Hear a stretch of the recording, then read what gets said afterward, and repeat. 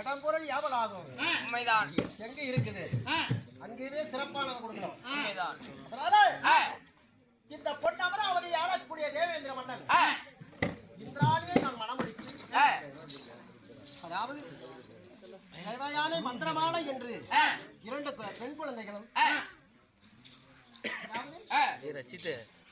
சித்திரச்சேனன் தலைக்கு போட வேண்டிய ஒரு ஆண்மகனும் பெற்று இந்த அமரலோகத்திலே நீதி நெறிமுறை தவறாமல்